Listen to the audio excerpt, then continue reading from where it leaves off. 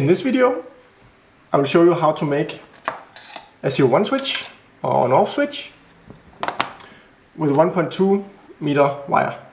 It can be used for people in a wheelchair, where for example you can use it in an automatic dice roller, as you have here. You simply insert the jack into the side of the automatic dice roller and then you press the contact. It takes approximately 20 minutes to assemble. The parts you need can be found in the description below.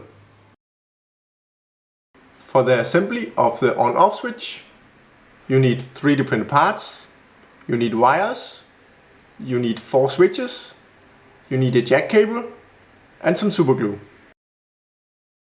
To assemble your own on-off switch, you need to print 4 parts. A top, a bottom, 3 pins and the inner part. The STL files can be found in the description below. We will start by mounting 4 switches in the holes.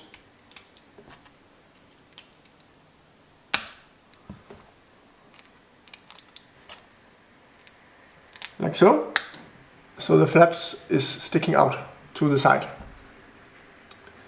Then we can flip it around and we're ready for solder.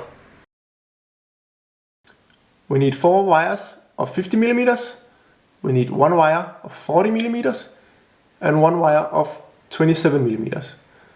These should be stripped of installation, approximately 3 millimeters in each end. To solder the switches together with wires, we need to start with the shortest wire. Here you can use a clamp to ease the work. Put it to the first pin, solder. Then you can take the clamp off, find the other pin and solder, like so.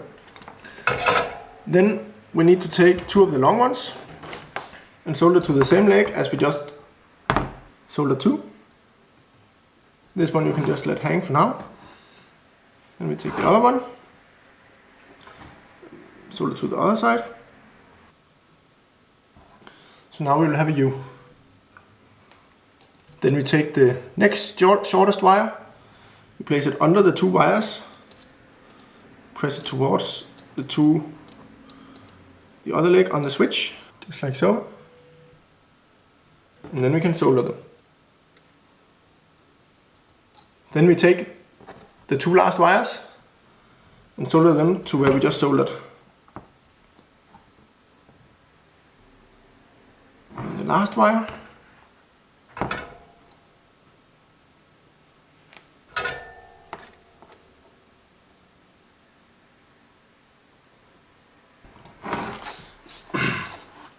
Then we need to solder the last 2 switches.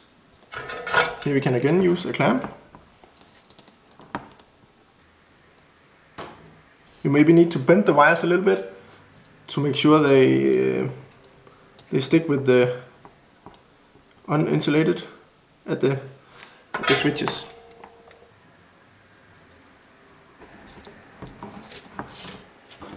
The last 2.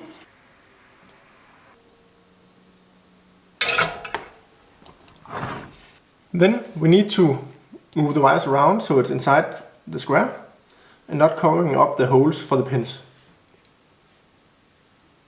Just like so.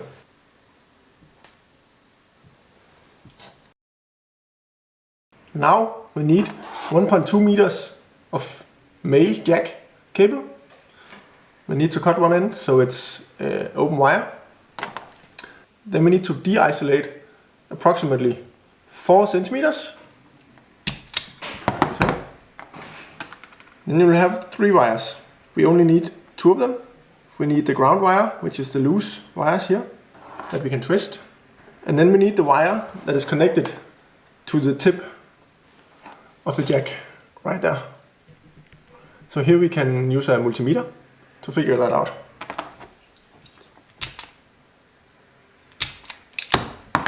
So we need to test. So we take the tip, then we test the green wire, that's not it. Then we test the white wire, that's it. So we will keep the white wire and cut off the green wire. Now you will have your ground wire and the tip of the jack wire. Before soldering the jack cable to the inner part, we need to insert it into the hole in the bottom. Here you simply just take the cut part, insert it and drag it in, like so. Now we will mount the wire onto the inner part. Here we need to place the wire into the slot, just like so. Then you flip it around and you take your two free wires, one to one side and one to the other. Here you need to then take the bare wire around the first contact and the other wire that is insulated all the way to the outer contact. So it will look something like this. And then we solder.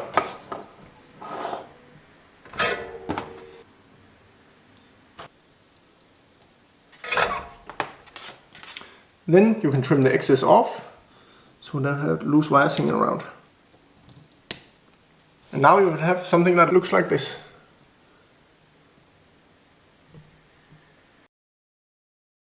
Now we need the 3 pins.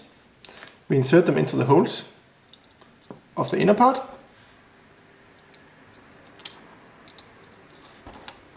Like so. And then you can flip it around. Here we want to glue the lid on, so we give each pin tip a dip or a dab with the glue, not too much. And then we mount the lid in the 3 holes in the lid, like so. Here you can then put some weight on to make sure the pins are all the way pressed in. When the glue is dry, we can take off the weight. And then we can test the switch before we mount the final part. We take the jack connector, insert it into the female jack, and then we can test. Here you want to test all 4 corners for all 4 switches, and it works. Now we need to take the inner part and insert it into the outer part, or the bottom. Here we simply pull the wire to get closer. Then you can lift it up, like so. Pull the wire a little more. And then you can check that it can fit, and that the alignment all around the edge is nice and even. When you know it fits, you can take it out again. And then you can apply glue to the sides, just a little bit, and also the points in the bottom of the bottom here. And then you can do the same as you did before.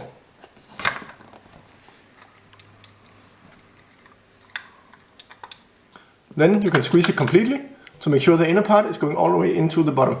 You can again see we have a nice even line all around where the switch can activate. Now the only thing that is missing is a final test. Here you simply take your automatic dice roller, plug the switch in, and then test it. It works and the games can begin.